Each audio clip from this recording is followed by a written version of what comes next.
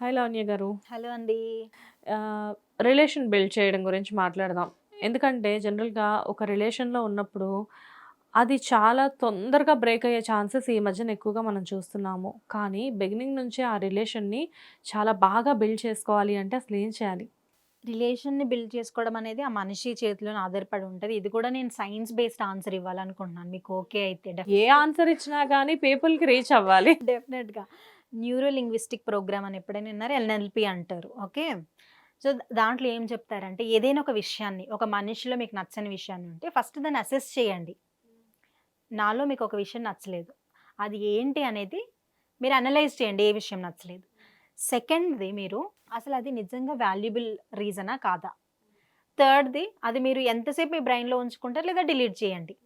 ఇది చెప్తుందనమాట. Same applicable అవుతుంది. ఇప్పుడు ఒక పర్టిక్యులర్ పర్సన్ ఉన్నారు. ఏ రిలేషన్ అయినా ఇప్పుడు మదర్ డాటర్ రిలేషన్‌షిప్ తీసుకోండి. ఇప్పుడు ఈ ఈ పర్టిక్యులర్ జెన్‌జీ జనరేషన్‌లో ఏ రిలేషన్ బాలేదు. Not only love, brother, sister, friends ఈజీగా క్లాష్ అయిపోతున్నాయి. ఈజీగా మానిటరీ డిస్కషన్స్ కానివ్వండి, అంటే డబ్బుకు సంబంధించినవి కానివ్వండి, లేదంటే కంపారిజన్ కానివ్వండి. అంటే విలువలతో కూడిన బంధాలు అని ఒక మంచి పదం ఉంటది. అంటే వాల్యూస్‌తో కూడిన రిలేషన్‌షిప్స్ అని. అది లేదసలు. అంటే బంధాలకి వాల్యూ లేదు అంటున్నారా? యాహ్! డెఫినైట్‌లీ. అస్సలు ఏంటంటే ఇప్పుడు మీరు చాలామంది చూడొచ్చు పేరెంట్స్ రిలేషన్‌షిప్ తీసుకుందాం. ఎన్‌ఆర్‌ఐస్ కూడా వాళ్ళ పేరెంట్స్‌ని కొన్ని వీడియోస్ మేబీ అసలు హృదయం, మనసు తరుక్కుపోతదంటారు కదా! అట్లాంటి ఫీలింగ్ అనిపిస్తది. ఎక్కడో ఆర్ఫనేజెస్‌లో వదిలేయడము. హ్మ్.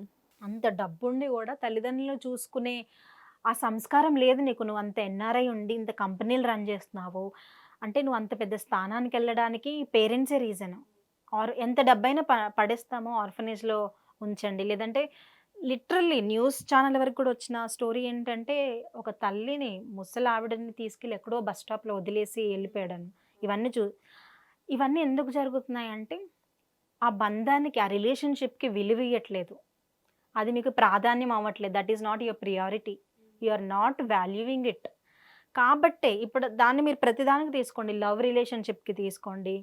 లేదంటే మదర్ డాటర్, ఫాదర్ సన్ చాలామంది ఒక ఫేజ్‌కొచ్చిన తర్వాత నా ఆస్తి నాకిచ్చేయి నేనెళ్ళిపోతా అంటారు. మిమ్మల్ని అంత కష్టపడి, అంత పెంచి, మీకు చిన్నప్పుడు ఏదైనా బాధొస్తే వాళ్ళ ప్రాణం ఎళ్ళిపోయేంత బాధపడిన తల్లిదండ్రులని కూడా మనం వాల్యూ చేయలేకపోతున్నాము. కాబట్టి ఇవన్నీ కూడా మనము అన్నీ ఒకేసారి మార్చలేము. కానీ కొంత పర్సెంటేజ్ అయితే మారుతుంది కదా! అది ఎలా మారుతది? రూట్ కాజ్ ఏంటి? ఫ్యామిలీ. పిల్లలు ఎక్కువ శాతము చిన్న పిల్లలు చిన్నప్పుడు 5 లాంగ్వేజెస్ కూడా నేర్చుకోగలుగుతారు. అప్ టు 5 ఇయర్స్ లోపు. ఓకే. మనం ఎంతసేపు నా పిల్లలకి ఎంత మంచి ఫ్యాన్సీ థింగ్స్ కొన్నామో, ఎంత మంచి స్కూల్‌లో ఏసామో, ఎంత మంచి ఆహ్, టూర్స్‌కి తీసుకెళ్ళాం అనేది మాత్రమే కాకుండా, ఎలాంటి విలువలు నేర్పిస్తున్నాము, పెద్దవాళ్ళని ఎలా సంస్కారంగా మాట్లాడాలి, ఒక సమస్యొస్తే దాన్ని ఎట్లా ప్రాబ్లమ్ సాల్వింగ్ అంటారు. యెస్. ఇప్పుడు చాలా జాబ్ ఆపర్చునిటీస్ కూడా ప్రాబ్లమ్ సాల్వింగ్ మీదే ఉన్నాయి. మీరు 10థ్ ఫెయిల్ అయినా పర్లేదు. మీకొక సమస్యొస్తే ఎంత గట్టిగా నిలబడతారు అనేది. ఇవన్నీ నేర్పిస్తున్నామంటే లేదు. ఎంతసేపు ఫ్యాన్సీ వరల్డ్. సో, పిల్లలకి పెద్దవాళ్ళని ఎలా గౌరవించాలి? ఒక ఒక బంధానికి ఎట్లా వాల్యూ ఇవ్వాలి? నా తల్లిదండ్రులు వాళ్ళు చనిపోయేంత వరకు వాళ్ళ బాధ్యత నాది. అమ్మాయైనా, అబ్బాయైనా. అబ్బాయిలే తల్లిదండ్రులు చూసుకోవాలని అస్సలు లేదు. అవును. నువ్వు కూతురైనా, కొడుకైనా నీ తల్లిదండ్రులకి నువ్వు అందరికీ విలువ అబ్బాయిలే ఉండాలని లేదు కదా! అమ్మాయిలు ఉండేవాళ్ళు కూడా ఎగ్జాక్ట్‌లీ. ఉంటారు. చాలామంది ఎట్లా అంటే తల్లిదండ్రుల్ని అబ్బాయిలే చూసుకోవాలని ఆలోచన ఉంటది. ఇదంతా పక్కన పెడితే, అసలు ఒక బంధానికి నేనెలాంటి విలువిస్తున్నా, అది మనకు క్లారిటీ ఉంటే చాలా చిన్నది ఎప్పుడు నేను ఇదే చెప్తా అండి. అంటే ఇది నాకు నా బ్రెయిన్‌లో సేవ్ అయిపోయింది. చిన్న జీవితం అని అంటాం. చాలా చాలా చిన్న జీవితము. అంటే అంత క్షణమాత్రంలో మాయమైపోయే ఇలాంటి జీవితాలకి మనము ఈ విలువలు పెంచుకోవడం. విలువలు మాత్రం మనం పోయిన తర్వాత కూడా పలానా అమ్మాయి, పలానా అబ్బాయి ఇంత మంచి లైఫ్ లీడ్ చేశారు. ఇంత బాగా పేరెంట్స్‌ని చూసుకున్నారు. ఓకే.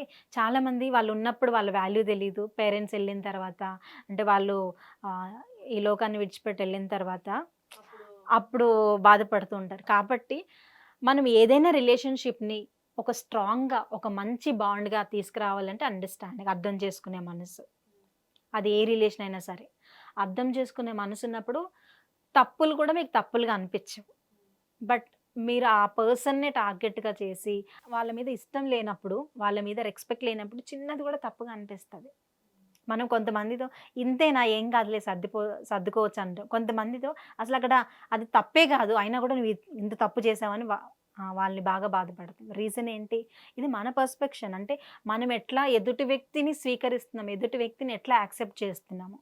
కాబట్టి ఫ్యామిలీలో ఫస్ట్ పిల్లలకి ఇలాంటి విలువలు నేర్పించండి. ఇలాంటి విలువలు నేర్పించినప్పుడు వాళ్ళు పెద్దయ్యేటప్పటికి కూడా ఇవన్నీ కూడా హ్యాండిల్ చేయడం నేర్చుకుంటారు. ఇప్పుడు సొసైటీలో ఒక మంచి హెల్తీ సొసైటీ రావాలంటే ఒక్కసారిగా మనుషులంతా సెయింట్స్‌గా, ఋషులుగా, యోగులుగా మారిపోరు. చిన్నప్పటి నుంచి నేర్చుకున్నప్పుడు, చిన్నప్పటి నుంచి కూడా వచ్చే అలవాట్లే పెద్దగా అయినప్పుడు ఇలాంటి ఇప్పుడు సూసైడల్ గానీ, బ్రేకప్స్ కానీ, డివోర్స్ కానీ ఎందుకు జరుగుతున్నాయి? ఒక ప్యాటర్న్ ఇది.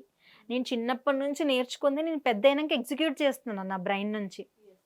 కాబట్టి ఈ స్కూల్ ఇన్‌స్టిట్యూషన్స్ కానివ్వండి, ఎస్పెషల్లీ పేరెంట్స్ తల్లిదండ్రులు ఇద్దరు అంటే పిల్లలు చెడిపోతే తల్లిదండ్రులు బ్లేమ్ చేయాలనే ఇంకో క్వెషన్ రైజ్ అవ్వచ్చు. కొంతమంది తల్లిదండ్రులు ఎంత బాగా పెంచినా వీళ్ళ గురించి మీరేమంటారు అని కూడా అడుగుతారు. తల్లిదండ్రులు ఎంత బాగా పెంచినా మూనార్కులుగా అయ్యే పిల్లలు కూడా ఉన్నారు. చాలా మంది కోకొల్లలు. అలా కూడా ఉన్నారు. ఓకే. కొన్ని కొన్ని మన కంట్రోల్‌లో ఉండవు. కానీ ఇండివిడ్యువల్ పర్స్పెక్టివ్‌కొస్తే ఆడ గాని, మగ గాని ఏ జెండర్ అయినా గాని ఒక విషయాన్ని బాగా అర్థం చేసుకోవాలి. ఇప్పుడు మనం ఒక్కరం మన లైఫ్‌ని లీడ్ చేయలేము. ఎంత నేను ఇండిపెండెంట్ అయినా, ఎంత సంపాదించినా, ఎంత చేసినా ఏదో ఒక ఫేజ్‌లో ఒక విషయం, ఒక పని పూర్తవ్వాలి అంటే ఒక నలుగురు మనుషులు కలిస్తేనే ఆ పని పూర్తవుతది. సో, మనము ఈ నలుగురితో కలిసి పని చేయాల్సి ఉంటది. మనకి ఇష్టమున్నా, ఇష్టం లేకపోయినా. సో, దాన్ని మరింత కాంప్లికేటెడ్‌గా చేసి, ప్రతి ఒక్కరిని కంపారిజన్ చేసి, ప్రతి ఒక్కరిని అంటే గాసిప్ కూడా ఇందులో యాడ్ అవుతూ ఉంటది. సో, డిఫరెంట్ మనం ఒక్క సబ్జెక్ట్ మాట్లాడడం స్టార్ట్ చేస్తే దానికి interlinked different kinds of jealous అంటాము, గాసిప్ అంటాము, కంపారిజన్ అంటాము, అడ్చేయడం ఇట్లా ఇవన్నీ కూడా వస్తాయి.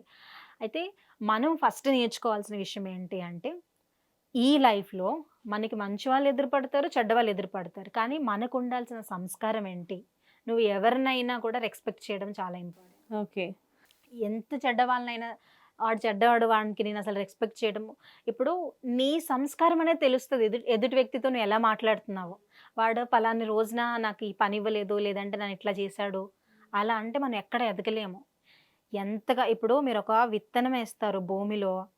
విత్తనం వేసిన వెంటనే అది పైకొచ్చిందనుకోండి, వృక్షంగా కాదనమాట. ఆ విత్తనం అనేది బ్రేక్ అవుతది.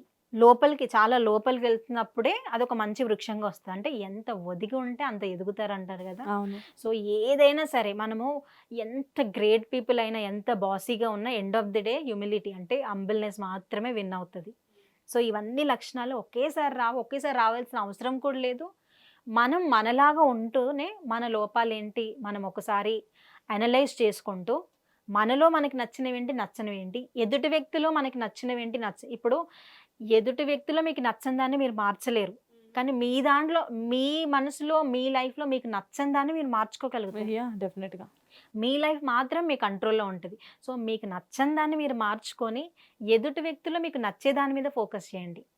అప్పుడు ఆ తప్పులు కూడా మీకు కనిపించవు. స్లోలీ ఇన్ మీన్ టైమ్ వాళ్ళు కూడా చేంజ్ అవుతారు.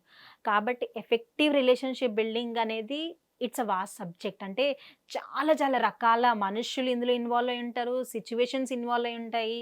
ఇప్పుడు నేను మార్నింగ్ లేసినప్పటి నుంచి పడుకునే వరకు మేబీ ఒక 8-10 వ్యక్తులతో పని చేయాల్సి ఉండొచ్చు. ఆ 8-10 మంది డిఫరెంట్ మైండ్ సెట్‌తో ఉంటారు.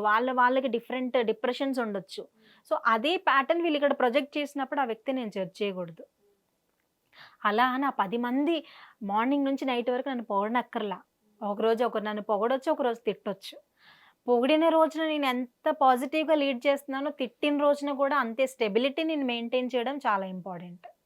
సో, ఎఫెక్టివ్ రిలేషన్‌షిప్ బిల్డింగ్ అనేది నా మీదే అంటే నేను ఇండివిడ్యువల్‌గా ఉన్నాను కాబట్టి నా మీదే నేను ఎట్లా బ్యాలెన్స్ చేసుకుంటున్నానో ఆ విషయం మీద ఆధారపడి ఉంటది. So, you can literally change your relationships when you think in a positive way.